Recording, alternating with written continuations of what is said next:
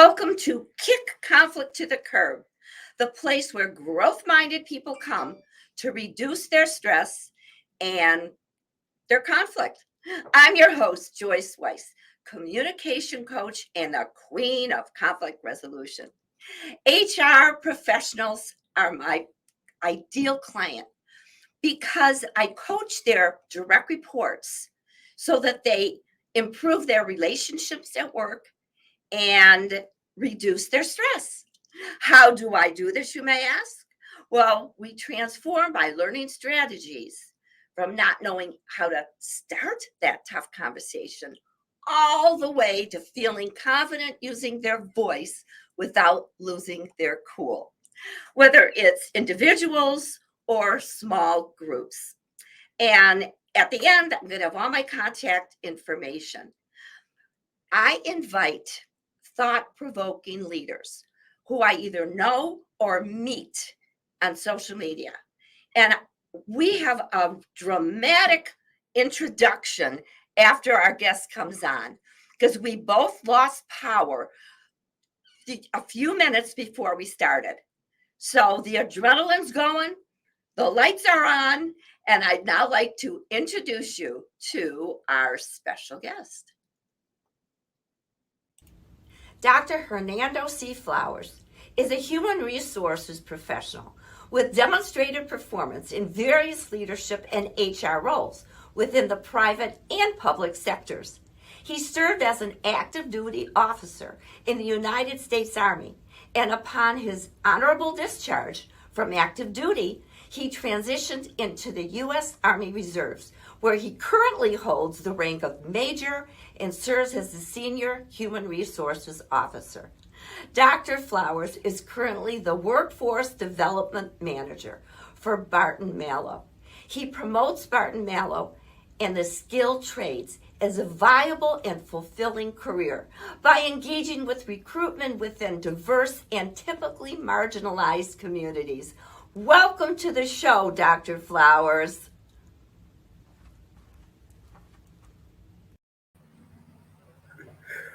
Ooh, that was an outstanding intro. You made me seem like a superhero with that one. Well, I only get superheroes. You think if you're a slacker, you don't come on this show. So I, welcome. Look, did we talk about our outfits before or what? We're both in hey, blue.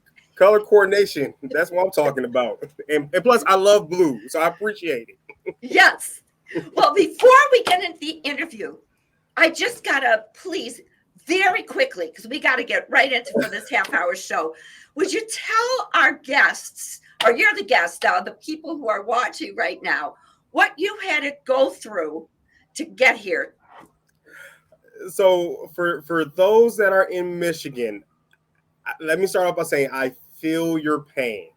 Uh, for those that aren't aware, throughout Michigan, there's different blackouts here and there. So my area, a couple family members' areas. So this is probably spot number 3 or 4 that I had to go through. So right now, I'm reporting to you live from outside of my childhood home in order to get this interview done for you all. So I'm definitely glad that I was able to make this happen. I'm definitely glad to receive an invite, and I'm excited to participate in this interview. Oh, well, thank you. And then I'm not going to add, because yours was worse than mine. A half hour before the show, folks, I lost my power. So we're here live. He's outside. I'm in the office. Thank you. But here we are. So I've got to ask you, it's okay to call you Hernando, right? With all your background. Okay. Absolutely. Well, just want to make sure. So please tell us briefly about your role as Workforce Development Manager at Barton Malow. Yeah, so my role really concentrates on 3 main facets. One of which is going to the highest amount of tops to say, hey, skilled trades is amazing. Oh, by the way, Barton Malow, we have jobs as well. Next is to find and interact with those resources to help tell that story. So that's with pre-apprenticeship programs, governmental and non-governmental agencies, or any other programs to help facilitate in that storytelling and help bring people into the skill trades. And then finally, the internal development. So when we talk about a rotation program or a craft leadership program, so anything to help build our operational capacity. So that overall holistic workforce development strategy. I love that. I love that. And Barton Mallow is such an excellent company. I've been following you guys and gals for a long time. So now that you mentioned Barton Mallow and what you do there, how do they make employees feel like they have a sense of belonging? Because this is such a hot topic in the HR professional field. That's what my clients are telling me. Ba-bum. Yeah, absolutely. I mean, and it starts by making people feel like people. If you take care of your people, they'll take care of you. So we participate in a variety of events. We have our, you know, compass event. We have our various onboarding events through our Edge program. We communicate to our employees where at any point they can understand what exactly is the company doing. Our community engagement, our community outreach, where we actually participate and go out into community doing community service. So, for example, I helped out and helped to clean up a veterans area where they house, I can't remember the actual amount, but disenfranchised veterans and help clean up their area. So participating in efforts that actually mean something to the employees, treating them just like an employee number, actually treating them like human beings and keeping them up to date on what the company is actually doing. Also, on top of that, make sure our managers treat them like Well, how do people. you do So that? I'm going to interrupt just when I want you to expand. How do you make them feel like people and not numbers? And then we're going to get into the managers, I promise. But I had to pull that out. Tell us more yeah, about that. no problem. So case in point, I know personally my manager, I love him to death. We'll have our weekly check-in meetings, and before we start any conversation, he'll ask me like, "Hey, how are things going on at home?" So case in point, last week we had our weekly check-in meeting. And before we even started our conversation about the different initiatives that I'm helping out with, he asked me about my favorite restaurant. And I was like, whoa, wait a minute. You remember that? Wow.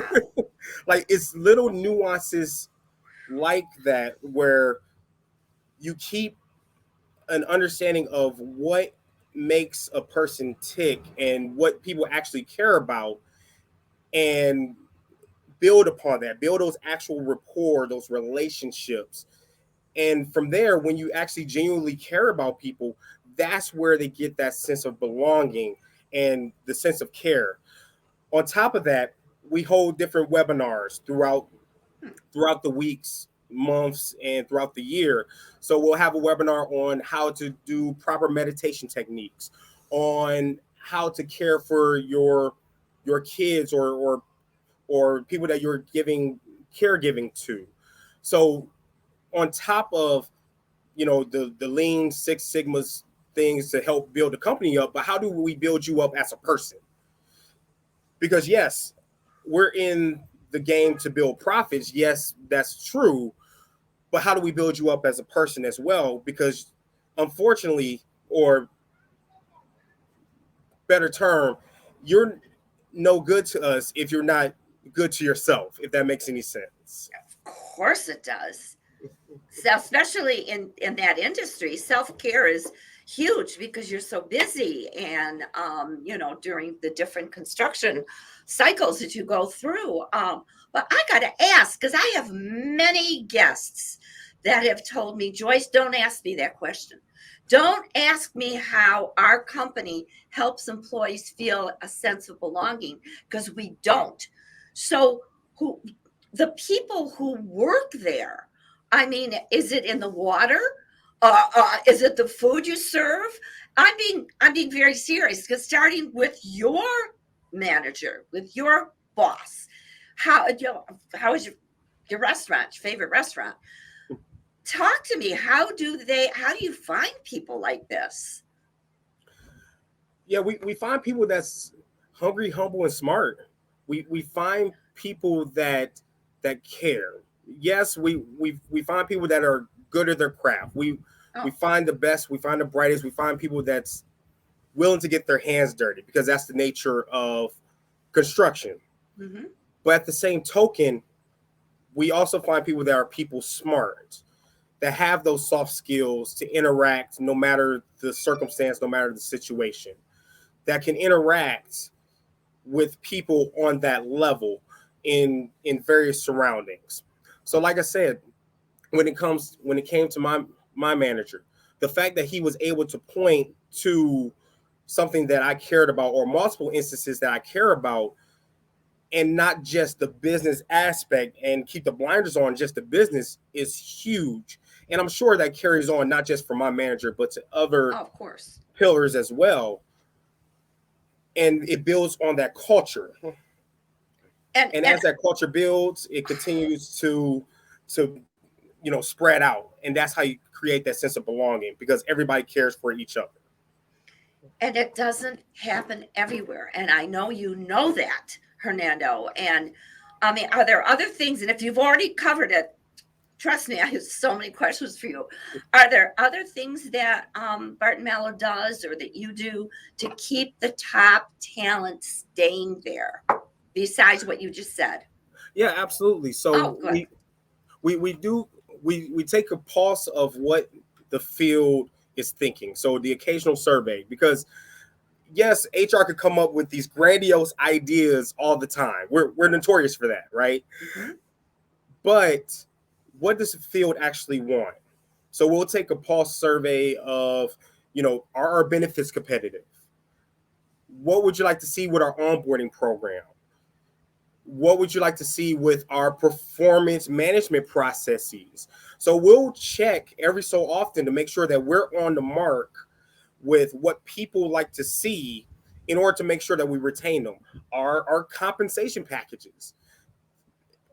It's a holistic viewpoint, not just from the VP and HR level, but also from the people that's actually receiving those services.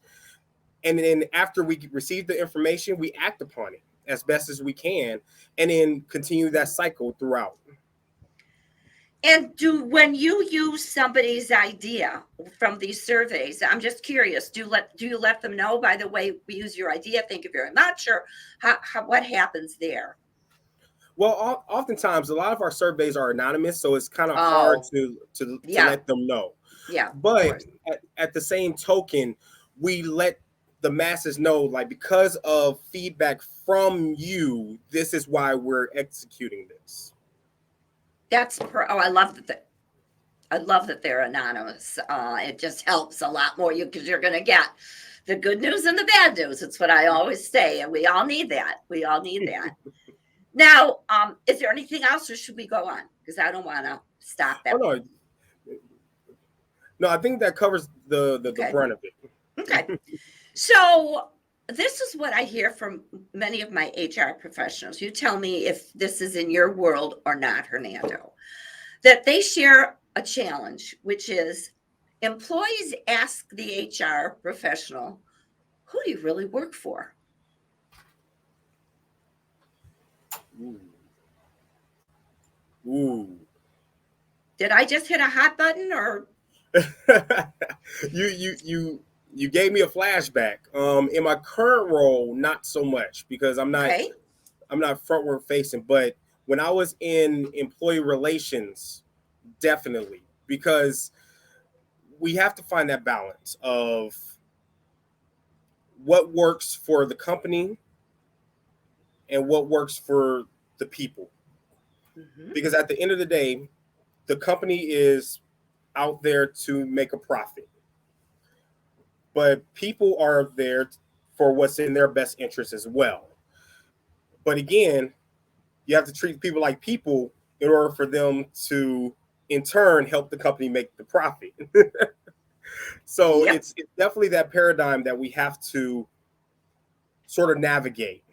But as long as you treat them with the utmost respect, the utmost dignity, while at the same time justifying your actions as best as you can, utilizing consistency and at times, most of the time, your guiding principles, whatever you call it, your rule book, your code of the code of ethics, what have you, you Mhm. should be fine.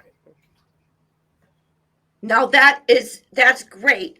And I had a guest on who said to me, Joyce, we have to, I wrote it down here, so it's my eyes are going a little over here. We have to get managers to understand that we are more than call us when you're in trouble. Call us before it's too late. That's Yeah, what she said. I mean, do you, absolutely. okay, so note to anybody who's watching, a manager's HR wants to be called before it's too late. Yeah, and that's been a common trend is they will contact us when it's way too late, when stuff already hit the fan, Mm-hmm. as opposed to giving us time to be able to coach and teach and mentor them through the issue and give us time to research it. Yes. Call us when you think there's an issue so that way we can help you resolve it as best as we can. That makes so much sense. That's exactly what this one other guest said. And I know I see another human being that's just fine. Hey, I'm just happy that we're here for everybody. Trust me. So um, let me ask you about an important question that I said I was going to ask you in all of our PR. In your opinion, what's the future of HR?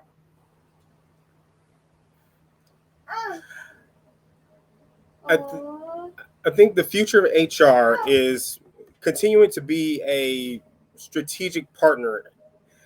No longer can we sit in the background of just processing paperwork and um, processing payroll and things of that sort of just hiring and firing people. We're now living true to our name, and that's the human aspect. Mm-hmm. You know, being a direct influence of the business and having that direct impact on the bottom line. And as long as we continue this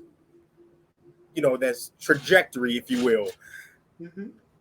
will continue to be a value add. And businesses are starting to see that importance that, all right, hold on, give me a second. All right. The importance of having highly trained and highly impactful people in their organization's culture.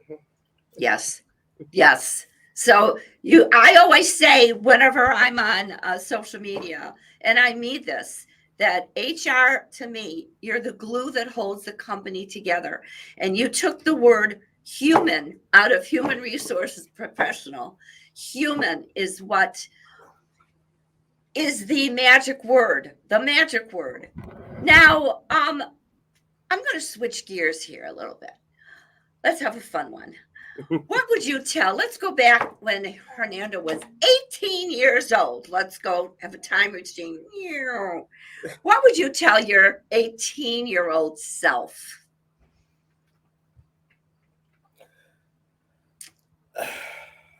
Ooh, that's a deep one.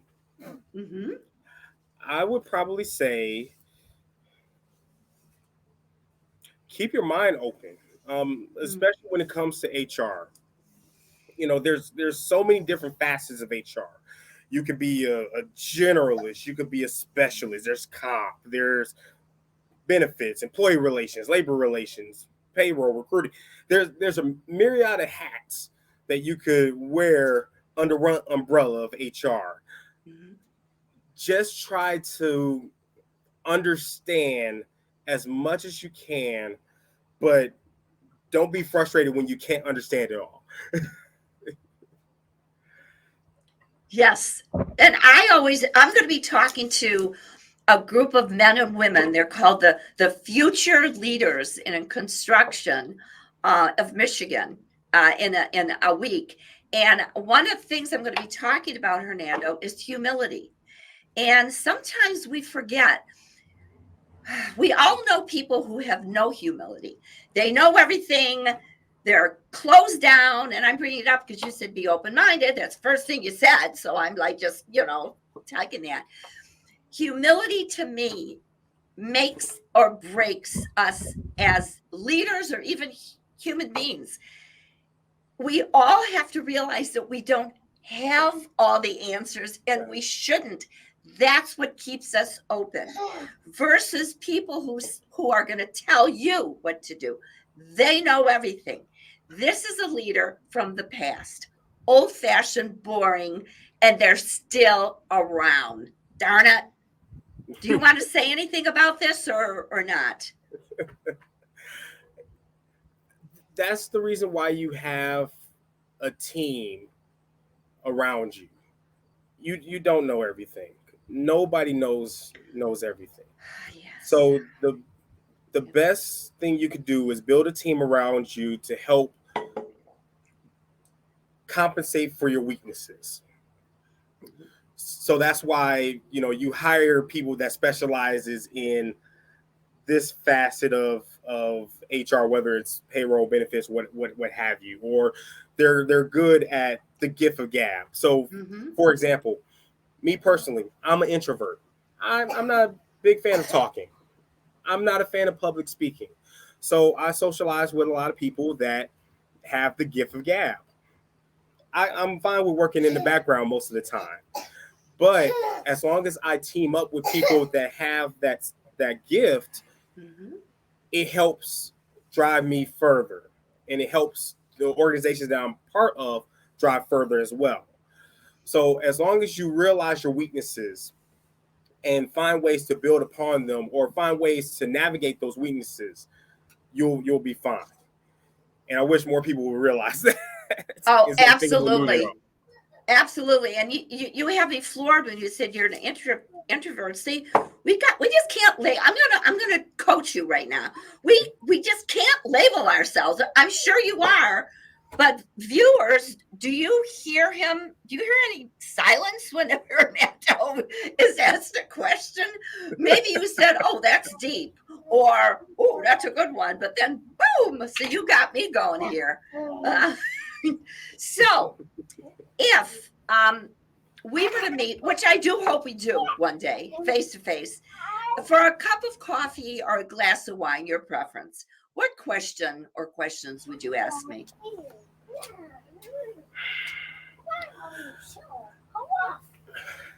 I would be interested in knowing, and I'm sure if I went through all your videos and everything,